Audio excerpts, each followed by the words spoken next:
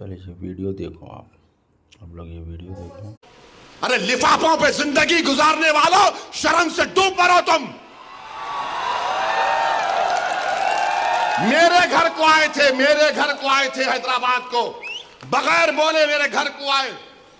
میں وقف کے بل کی میٹنگ میں جا رہا تھا، پلٹ میرا گارڈ فون کرا کہ صاحب اتنے لوگ آئے. ملا، گھر پہ آئے تو میں نے کہا کہ میرا گھر اتنا بڑا نہیں ہے، آپ لوگ 20 لوگوں کو لے لیجئے. 20 لوگوں کو بٹھایا، وہ بات کرے میں بات کرا، لیٹر لکھ کے دیے ان کو ٹکٹ دو، ملا میں غور کروں گا.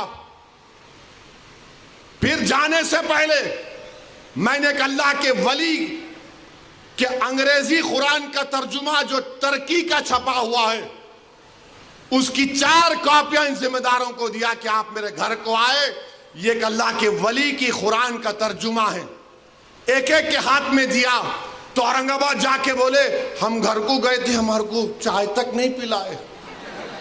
ارے آپ پہلے سے بول دیتے تو نان خلیہ کھلا دیتا میں آپ کو.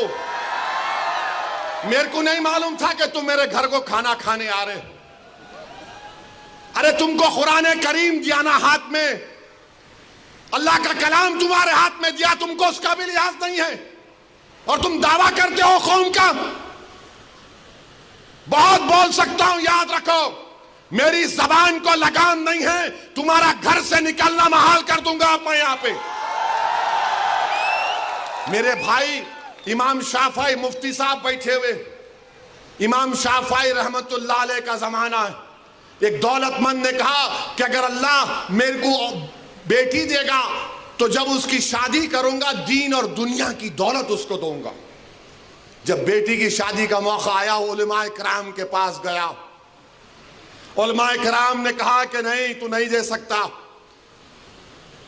دین اور دنیا کی دولت تو کیسے دے گا، تیری قسم غلط ہو گئی. امام شافعی کے پاس گئے، امام شافعی بولے بہت آسان ہے. امام شافعی رحمت اللہ علیہ نے کہا تیری بیٹی کی شادی کب ہے؟ اس نے کہا فلاں دن ہے. بولے میں آ رہا ہوں، چلا جا. امام شافعی پہنچے، امام شافعی رحمت اللہ علیہ نے کہا کہ آسان ہے. وہ بولا کہ حضرت شادی تو ہو گئی، کیا ہے بتاؤ. بولے قرآن اپنی بیٹی کو دے دے، دین اور دنیا کی دولت اس کو دے چکا. میں ان کو دیا، 4 قرآن دیا ان کو اور بول کے دیا کہ آپ میرے گھر کو آئے، مجھے پتہ نہیں ہے، میں وکیلوں کی میٹنگ میں جا رہا تھا، پلٹ کر آیا آپ کے لیے، یہ قرآن کریم کا تحفہ آپ کو دے رہا ہوں. ارے تم کو اویسی سے مجلس سے نفرت ہے مگر قرآن کریم کی تو عظمت کا تم لحاظ رکھ لیتے. میں یہ بات الیکشن میں بول سکتا تھا.